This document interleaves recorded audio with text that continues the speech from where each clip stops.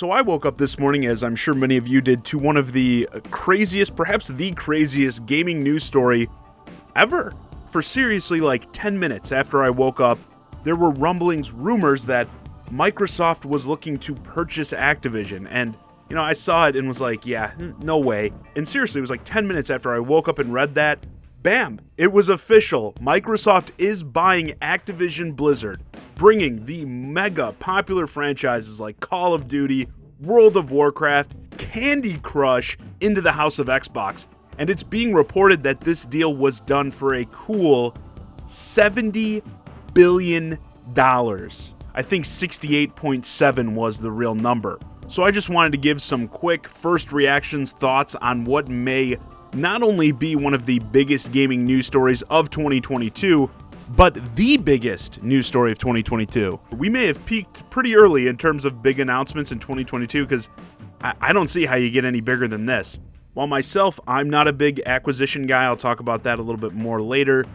This stuff it typically doesn't work out well for the consumer, but I will say, if any company desperately needed new management, it's Activision Blizzard. They've been most famous for like a year plus now for their other sexual harassment, misconduct issues, employees staging this walkout recently that's been going on for like weeks, I think.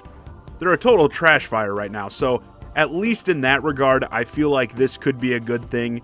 Up till now, they seem to be insistent on keeping people like Bobby Kotick around. But when they officially become a part of Microsoft, I think they will be doing some major house cleaning. I mean, Phil Spencer already said in a recent interview that Microsoft needs to rethink their relationship with Activision because of all this drama, even though we know now they were clearly in negotiations to buy Activision Blizzard when he said that.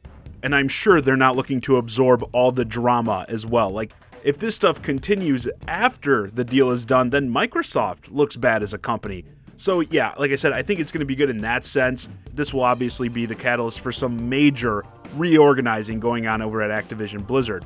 Now, the first question players always have when these mergers happen is, how is this going to affect their gaming experience? If you're on PlayStation and you like your Call of Duty, I think you might be in trouble. When the Bethesda deal went through, I wasn't sure how a lot of the big titles would be handled. I said I could see them making, some things multi-platform to get the sales while keeping some exclusive. And while they have let, previous contracts run, you've got stuff like Deathloop releasing as an exclusive right now to PS5, even though the company is owned by Microsoft. Going forward, though, things aren't looking as hopeful. We know Starfield, the Skyrim in space game, is going to be a console exclusive to Xbox. Phil Spencer had said in interviews that the Bethesda purchase was done specifically to bolster Xbox as well as Game Pass. So I don't know. I'm sure the stuff that is on there will continue to be supported. What's the Call of Duty, the new one? Vanguard, that I hear everyone loves so much, and Warzone. But new games going forward doesn't look good. And you do have to wonder, with yet another big shot like this from the Microsoft side, what Sony may do in response. Square Enix is always a name that gets tossed around when it comes to Sony. They have a good partnership with them. And I'm not saying like they even necessarily have to buy Square Enix, but I could see more exclusivity deals perhaps. It's rumored Sony is going to be starting their own Game Pass type service, and they could cut a deal to get Square Enix's games on there. Sort of like what Microsoft does with EA. If you're not familiar, they don't own EA, but you can get the games that's on the EA service, EA Play, I think it's called. You get those games included with your Game Pass subscription. It's not the newest stuff that EA's put out, but a lot of their back catalog. They could do something like that with Square Enix. Capcom would probably be a good candidate for them. So they have options, but every time Microsoft makes one of these mammoth moves, those options shrink. If you're a PC player, part of the master race, obviously there's nothing to fear. Microsoft's been putting everything up there, oftentimes even on platforms like Steam. Steam recently got Halo Infinite, so PC people aren't going to have much trouble. Nintendo, luckily, has a good relationship with Microsoft.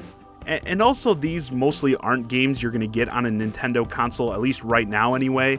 I mean, it'd suck if stuff like Crash and Spyro don't come over anymore, but it wouldn't be the end of the world either. And I still think some of those things are possible after we've gotten the likes of Ori and Cuphead. Crash and Spyro particularly are franchises that I think could also make sense. But yeah, Nintendo's whole blue and red ocean strategy seems pretty good at times like this. This specific deal doesn't feel like it would affect them too much, because they're off doing their own thing. And Game Pass subscribers are obviously going to be the big winners. In the piece Microsoft put out themselves, they mentioned specifically that they would be looking to bring both past and future Activision Blizzard games to the service. We've already seen this play out with Bethesda. We've gotten a lot of their back catalog, and the future big games are included in the service. The Starfield game again will be on there, so I have to assume big titles like Call of Duty will be on there as well. It'll be interesting to see if the PC stuff from the Blizzard side of things gets included and how they incorporate it. Overwatch is one that I think would be pretty easy, but something like World of Warcraft, being this big MMO, they could include a sub to the game with Game Pass, so you don't have to pay the World of Warcraft, whatever it is, like $14.99 a month. Maybe they just include that with the Game Pass sub. Or they could include future expansions instead of, having to buy the expansion for $60 every year. It's included with Game Pass. They could even do both, make it so you don't have to spend any money besides your Game Pass sub. And when you think about stuff like that, you gotta wonder, how much is too much to include in this thing?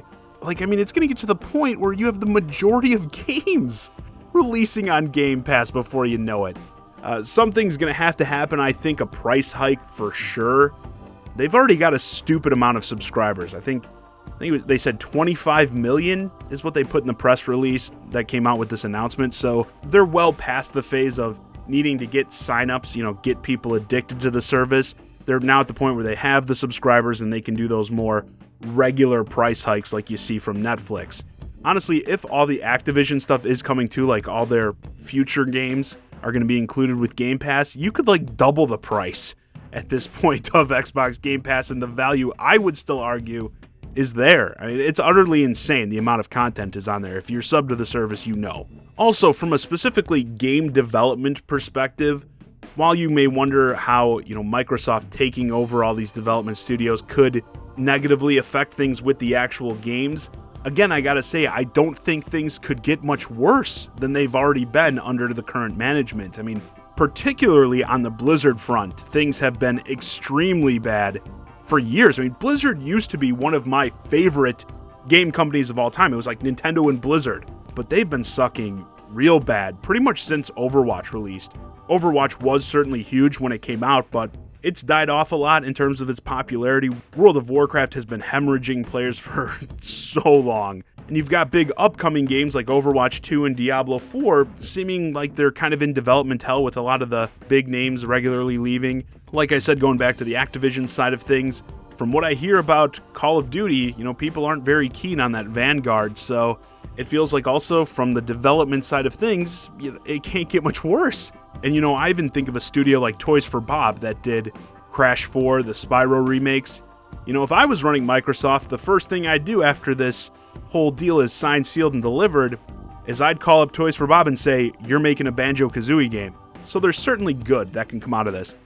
Still, though, you gotta ask, at some point, and this I might do a whole nother video on, if these companies are getting too big.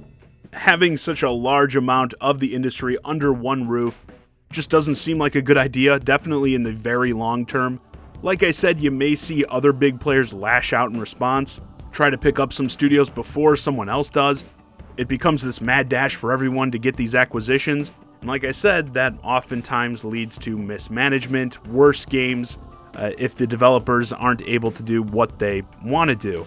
And yeah, it just keeps feeling like the industry, while it's growing, it's doing bigger numbers in terms of sales, the player bases. It's also getting smaller as these companies get bought out. This is the biggest purchase to date, and you wonder, where do we go from here? Especially from Microsoft themselves. They make these big moves, and we talk about how it affects the other companies, what the other companies might do, but what are they going to do next? It feels like they just bought Bethesda. They just bought Activision Blizzard $70 billion. And it's not like they're going to quit here. There's no arguing now that Microsoft doesn't see gaming as their top priority.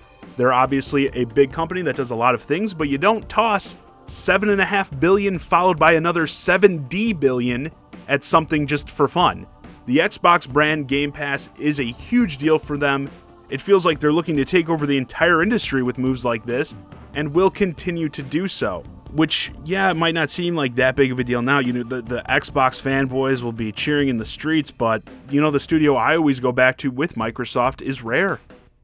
I mean, what a joke they turned Rare into after purchasing them. I mean, you're talking about one of the best development studios in the world throughout the Super Nintendo and N64 era.